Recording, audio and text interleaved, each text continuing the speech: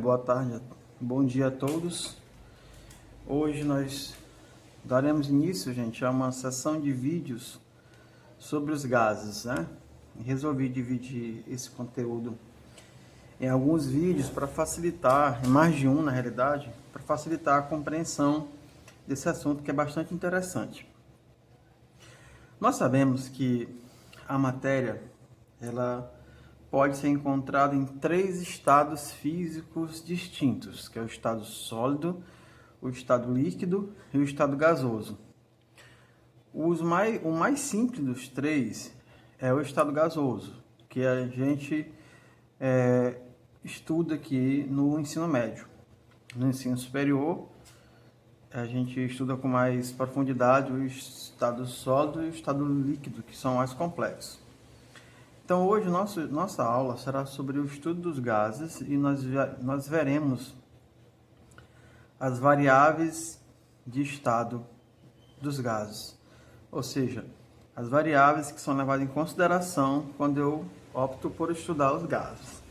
Nós sabemos que o nosso planeta ele é envolto numa grande massa gasosa, camada gasosa, que nós chamamos de atmosfera.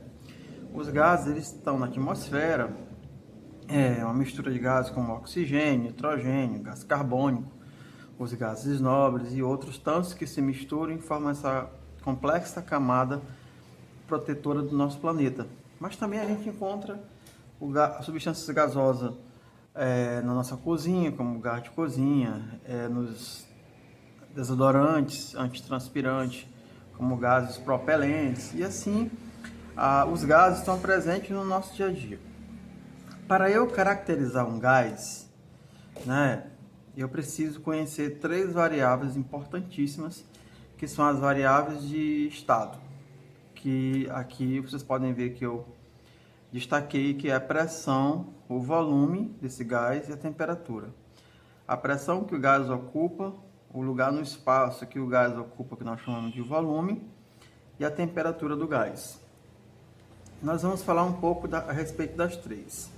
A pressão que um gás exerce, na verdade, é uma força que ele exerce de dentro para fora, se ele estiver num recipiente, ou de cima para baixo, se no caso da pressão da atmosfera. Nossa atmosfera ela exerce uma pressão, uma força de cima para baixo, que nós chamamos de pressão atmosférica, que essa pressão atmosférica possibilita que nossos mares continuem no estado líquido. Do contrário, a água passaria toda para o estado gasoso, uma força, né, empurrando essas moléculas para baixo. E a pressão também, posso falar de pressão arterial, que é a pressão que nosso sangue exerce dentro dos vasos sanguíneos contra as paredes do vaso. A gente sabe que algumas pessoas desenvolvem um problema conhecido de hipertensão, que é o aumento da pressão arterial, e que é um grave problema de saúde. Então, a pressão ela é medida em uma unidade, assim como a temperatura, assim como o comprimento. E as unidades de pressão no estudo dos gases é a atmosfera, que eu não vou aqui entrar nos detalhes disso aqui, mas vou direto ao ponto. As unidades de medida, a atmosfera, o Torricelli e os milímetros de mercúrio. A atmosfera eu represento por ATM, Torricelli por TORR2R, e milímetros de mercúrio MM, que é a abreviação de milímetro, e Hg, que é o símbolo químico do mercúrio. Aqui eu vou apresentar para vocês a relação entre essas três unidades de medida da pressão. Uma ATM corresponde a 760 milímetros de mercúrio, que é igual a 760 Torricelli. Dependendo da necessidade, você pode sim converter uma unidade em outras, bastando usar essas relações aqui aplicando uma regra de 3 simples. Você sabendo que uma atmosfera corresponde a 760 milímetros de mercúrio, você pode converter qualquer quantidade de pressão em ATM em milímetros de mercúrio, ou milímetros de mercúrio em ATM. Isso aí é uma coisa simples. Volume é o espaço que o gás ocupa. Então, todo gás ocupa um espaço, uma bexiga, um balão cheio. Tá lá, ele está cheio porque o gás ocupa um espaço. Já falei isso, que o gás é matéria, portanto ele tem massa e tem volume. As principais unidades de volume, também destaque aqui nesse quadro verde, que vocês podem ver, que é o metro cúbico, o litro e o decímetro cúbico. O metro cúbico, o símbolo é o m elevado ao cubo, o litro, o símbolo é o L. Você ainda costuma ver em alguns lugares, embalagens de alimentos, o litro com L minúsculo, gente. Mas se você vê isso aí, algum produto que você consome, entenda que isso está errado. O símbolo do litro atualmente é um L maiúsculo. 1 metro cúbico corresponde a 1000 litros, quer dizer que 1 metro cúbico corresponde a 1000 litros, que é a mesma coisa de 10 elevado à terceira, né? Transformando 1000 em potência de 10, é 10 elevado ao cubo.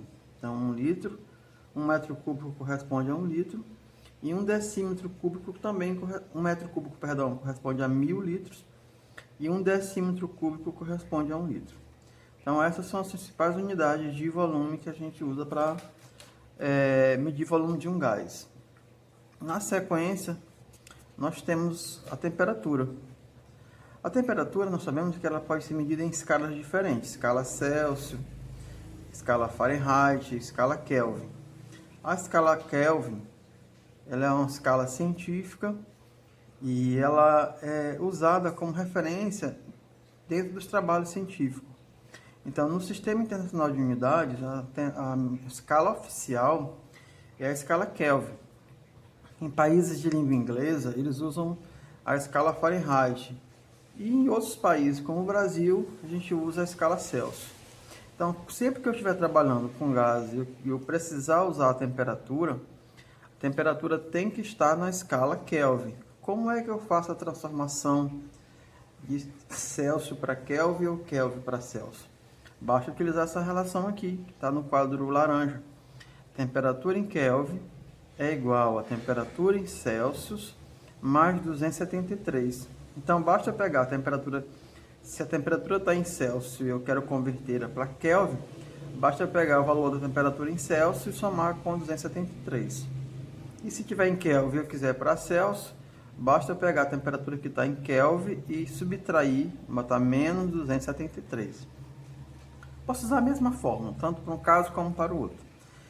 Um exemplo aqui para a gente conhecer. Converta as temperaturas da escala Celsius para Kelvin. 45 graus Celsius em Kelvin, quanto que equivale? Aí eu trouxe a fórmula aqui. Temperatura na escala Kelvin é igual a temperatura na escala Celsius mais 273. Temperatura na escala Celsius é 45, então fica temperatura na escala Kelvin é igual a 45 mais 273, que dá igual a 328 Kelvin. Isso quer dizer que 45 graus Celsius corresponde a 328 graus Kelvin.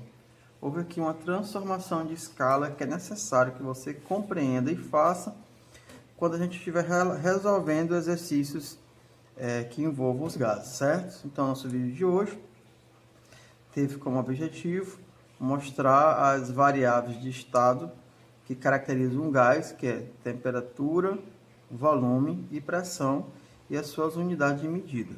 No vídeo seguinte, nós iremos falar a respeito das transformações gasosas e dar prosseguimento ao nosso conteúdo.